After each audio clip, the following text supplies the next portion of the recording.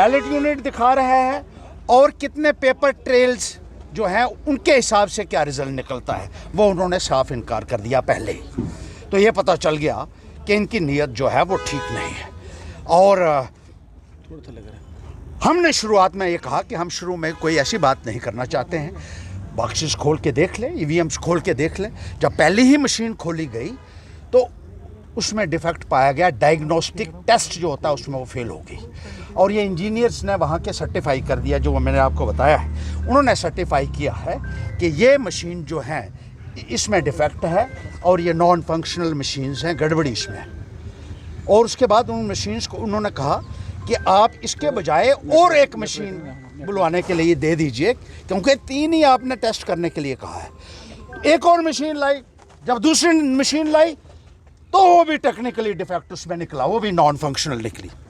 फिर कहा कोई बात नहीं, तीसरी मशीन लाओ। तो तीसरी मशीन जब लाई गई तो वो भी डायग्नोस्टिक टेस्ट में फेल हो गई। लगातार 3 मशीनें जो हैं वो डायग्नोस्टिक टेस्ट में फेल हुई, डिफेक्टिव हुई। और कबूल किया इंजीनियर्स ने कि ये इसके बजाय आप फिर और कोई दे दो। फिर चौथी जब हमने दी तो चौथी जब लाई मशीन तो उसके ऊपर इलेक्शन कमीशन की तरफ से लिखा हुआ था रिजेक्टेड डिफंक्ट। रिजेक्टिव मतलब ये किसी काम की नहीं है, और डिफंक्ट मतलब ये रद्दी हो चुकी है। वही 3 जो पर्टिकुलर जो बैलेट बॉक्स थे उन्हीं में डिफॉल्ट आया है। देखिए 6 मशीनें फिर गिनी गई, 3 में डिफेक्ट आ गया ना, 3 उन्होंने और लाई।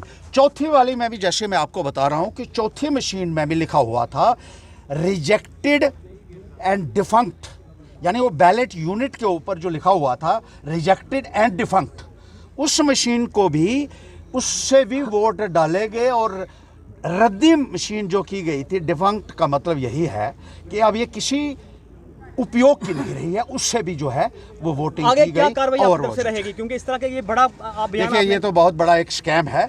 मैं तो आंखें खोलना चाहता हूँ, लोगों को भी पता चले, इन अधिकारियों को पता चले। और सबसे बड़ी बात है कि इलेक्शन कमीशन जो मिला हुआ है भारतीय जनता पार्टी के लोगों के साथ, आज बेनकाब हो गया है पूरे तरीके से। हर्षदेव सिंह को इसी तरह के रिजल्ट की उम्मीद थी? देखिए बिल्कुल मुझे पता था कि भारी पैमाने के ऊपर फ्रॉड हुआ है। आज रिटर्निंग ऑफिसर क्यों नहीं पहुंचा यहाँ? क्योंकि सबसे बड़ा फ्रॉड उसने किया है, जो उसके खिलाफ मैंने कोर्ट में केस भी लगाया हुआ है, वो चल रहा है केस। और आरओ को मौजूद होना चाहिए था, डिस्ट्रिक्ट इलेक्शन ऑफिसर यहाँ मौजूद रही।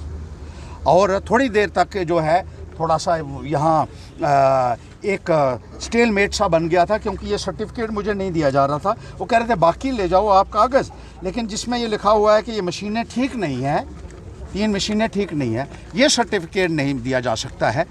वो आगे से पूछना पड़ेगा, पीछे से पूछना पड़ेगा, ऊपर से। और फिर मुझे पता चला कि होम मिनिस्टर तक भी बात ले जाने की कोशिश की जा रही थी, लेकिन वहाँ पहुँची नहीं।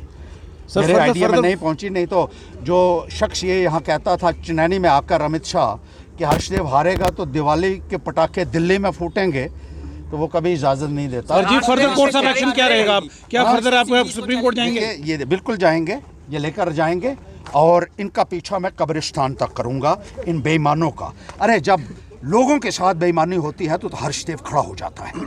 ये तो मेरे साथ बेईमानी हुई है, बख्शूंगा नहीं।